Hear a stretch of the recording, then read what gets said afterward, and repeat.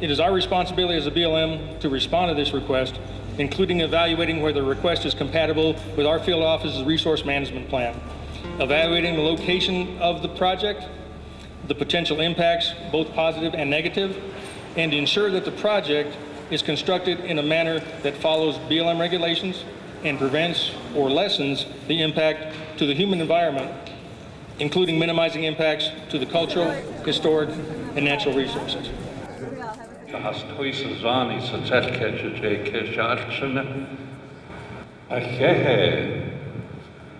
Thank you.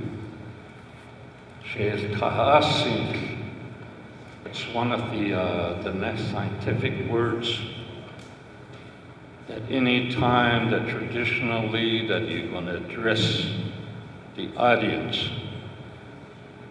you start out with kahasik, meaning that you are in connection with your environment, your surrounding. The existing infrastructure that we have out there will not necessarily adequately handle the crude oil transportation. A lot of it is aging. It's 30 to 50, maybe in some cases 60 years old. About 47% of this project is on private lands. The BLM portion is about 26%. Navajo allotted, roughly about 15%. The state of New Mexico lands, roughly 8%. Navajo Nation fee, roughly about 4%.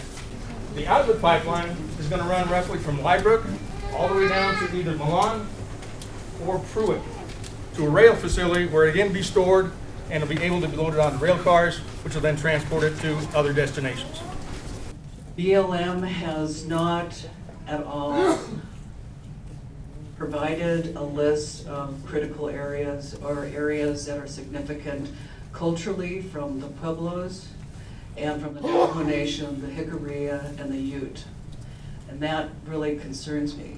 The information provided does not address the risk of an accident and the impact on communities and the environment, our Mother Earth. Bureau of Land Management has approved over 100 permits to drill without notifying the public. Each Pueblo, tribe, and indigenous people-led nonprofit organizations on this application for permit to drill. In October, I received a notice that this office was about to sell 20,000 acres of the Santa Fe National Forest to oil companies for fracking that morning. The oil industry was promoting an entirely new endeavor, the fracking of the Mancos Shale in the San Juan Basin, and that a major new pipeline was planned, the Piñon pipeline. Some of the projects were already being carried out, even though there has not been the legally required public planning process and comparing of alternatives. BLM lands are public lands. Decision about their use, you need to be in the best interest of the public, with public input and participation. Same goes for tribal lands. I'm a little concerned at the rapidity with which BLM has gone toward the environmental assessment phase. The areas that are going to be impacted here could easily, under BLM's own criteria, be considered parts of an ACEC, an area of critical environmental concern. I'm from Pueblo Pintado, right here in the center. The Chaco Mesa is my home. Pueblo Pintado, that's my school. There are some springs that come out of the canyon walls underground. The mourning doves, they fly into those little canyons, get their water. This pipeline has been estimated that it could potentially quadruple the amount of drilling and fracking that occurs in the San Juan Basin. And in 2012 alone, created 3 billion gallons of toxic wastewater. So we're talking about 1 million something gallons per frac, but we're not talking about the fact that when the fracking fluid enters an aquifer, that aquifer is gone. And the people here from the Navajo Nation know that with uranium. Mobil Oil, ExxonMobil, Texaco have had to pay a combined $8.5 million here during the last decade for pollution violations, including dozens of spills that reach the tributaries of the San Juan River, the region's lifeblood. Fracking produces fissures that allow chemicals to migrate into water sources, chemicals whose names we are prohibited from knowing due to the Halliburton loophole of 2005 that exempts the fracking industry from provisions of the Safe Water Drinking Act, the Clean Air Act, the Resource Conservation and Recovery Act. From cultural resources to endangered species to lost opportunity costs, most importantly, the continuing subjugation of the Diné and other indigenous people is unacceptable. The new frontier out there it seems like it's totally unregulated. They're all of this experimental technology and they're just going for it, and the communities are being talked into it because they feel like they have no choice. Their leadership is telling them that, you know, it's already a done deal and you know, just go for it, go for the money. BLM is already admitted that while it is currently approving Manco shale wells, it has never analyzed the environmental impacts of horizontal drilling. So BLM does not know what the impacts of this kind of development will be. I'm really wondering what the rush is. What is the hurry here? How can the BLM justify an environmental assessment as opposed to more thorough and careful environmental impact statement? There are rare plant species along the proposed project, the pipeline. There are culturally significant plants that are proposed along the pipeline. BLM has to do a survey, feel, as far as what's out there. And this is the Brax cactus. That's the state endangered cactus. Is only found in northwestern New Mexico. They flagged it out, left the flags here. And you get the situation where these unique resources are sort of sacrificed as part of the whole project. My grandfather, who drove me almost every day and walked me on the land to show me the plants, the animals, the sky, how to read the sky, how to read the stars. I can't do that now. When I go out there, there's frack flares. I'm a retired archaeologist. I did contract work in this area a lot. Feelings I have about Chaco Canyon. It's a World Heritage Site. There's only one. There will never be another one. We cannot do anything to disturb this.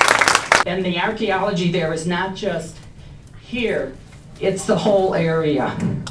Chaco was integrated with land and sky, geography, topography, and the roads especially express that. It's not a single site, it's not a great house here, a shrine there, it's the entire set of relationships. How do we look back and say what's of really deep value to us? The reason that many of us are here is we feel very violated that fracking can take place on public land. The Four Corners area is a complete sacrifice zone. And we have to stop that. We have to turn that whole sacrifice zone mentality around in New Mexico. We can't let it keep going. I used to live in a rural area in the San Juan Basin on the San Juan River. One would expect that to be peaceful and tranquil. However, it was never quiet. That wasn't because I could hear the San Juan River. It was because I could hear the compressor station on the BLM land across the road. My neighbors lost cattle, their living, their income. Those cattle drank water that was contaminated by oil and gas. I'm a contractor. We talk to 10, 12 people a day explaining this project. We had numerous public meetings. Even with Saddle Boot, we've been to all the chapters that have been named and more. We've explained to them the drilling process, what horizontal drilling does. We took core samples, we took maps. Yes, that's probably the NEPA process that you have to go through, but you can't do that out here. You need to give people more time to understand this project. There's a lot of technical information in there. You have to break it down for them. Because when you're consulting with the tribes, you're not just consulting with the government, you're consulting with the citizens within each of the chapter. You got to consider grazing. You have to consider cultural traditions. That area might seem desolate, barren, but that's what we Navajo people love about it. That's where we find peace and quiet, harmony. We love our earth. We love our environment. And we want to keep it that way. No to pipelines. Thank you. My main concern today is not us, not you, not myself, but the generations that are yet to come. The mother is alive today, you know, she's listening to us right now beneath our feet. And we stand on a strong foundation, but it's crumbling away, you know. I'm pretty sure we all hold these things sacred to some degree in our heart. How could I stand here and agree to something that tears it all apart, you know? So I am against this pipeline, and I say, do it the fracking, you know? No way. I'm for the pipeline because I would make my living. I pay my dues doing it, and that's my career. And I got a lot of relatives that live by there that I work with all the time, and we want this to go through. And that's why I'm here speaking on behalf of my union and the one and only 798. All right, thank you. I have close to 30 credit years retirement, many from these so-called temporary jobs. So to imply these skilled craftsmen would be better off working a permanent job at McDonald's is untrue and disrespectful. We have members throughout the Four Corners area and some members that extend on the pipeline's proposed route. We kind of enforce environmental and pipeline safety in interest of landowners and any concerned citizens. And with that in mind, the oil's already being drilled here. It's got to be moved. So the hurdle we have here is getting the truck traffic down and everything. The Bureau of Land Management may best be described as a small agency with a big mission to sustain the health, diversity, and productivity of America's public lands for the use and enjoyment of present and future generations. The Department of the Interior protects and manages the nation's natural resources and cultural heritage, provides scientific and other information about these resources, and honors and trusts its responsibilities and special commitments to American Indians, Alaskan Natives, and affiliated island communities. With the proposed Piñon pipeline traveling through sovereign native territory and UNESCO World Heritage Sites, how are you protecting the nation's national and cultural resources? And the BLM is an organization of the government that's supposed to protect us. It's not here to protect oil and gas only. That's what it is doing. I think it's time to recognize this is the 21st century. There's 21st century solutions, and if we keep putting money into old technology, the money's not going to go into new technology that can really create a different future for all of us. There's a young man that says this is a done deal already. The only reason the BLM came in is just to let us know. Well, that's very good to know. Why am I standing here talking? But you're going through a lot of reservation lands that does not belong to you to approve. We have young people walking. They started walking from San Juan Basin, and they're going to be walking to Mount Taylor. They're putting up awareness on this pipeline. They're putting up awareness on the fracking. These children, this little one especially, we need to care for them. I respect them so much for doing what they're doing, sacrificing themselves like that. We're supposed to be nurturing our world, not violating it. That's not our job. It's a really devastating process to walk through this piece of land. We have walked 55 miles so far. The pipe is already laid down. Just like the young man said, it's a done deal, but it's not. All of these people that are here to say no. We're here to say no more. And for the gentleman that said that it's safe, you live there. You have that as your background. You drink the water that's there. You go and tell the young people that had to deal with an oil spill why there's an oil spill. The ones that want to build and the ones that are saying no, we disagree, but we're all one. We're a family of this Mother Earth. If we disagree so much, why don't we sit at the table and discuss this and talk about it and disagree some more and disagree some more until we agree or compromise and come to some kind of conclusion? Public lands are an endowment to all of us, and fortunately we have a way through this controversy and this emotion, and it's called the National Environmental Policy Act. And ultimately, if you don't feel BLM has done a proper job, there's also a process of protest of that decision.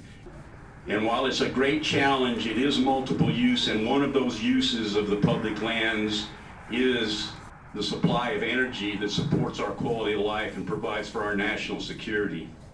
The oil and gas industry paid tens of millions of dollars to individual Navajo allottees for the right to develop their private property. Right now, a lot of families right now are being divided just because of those checks.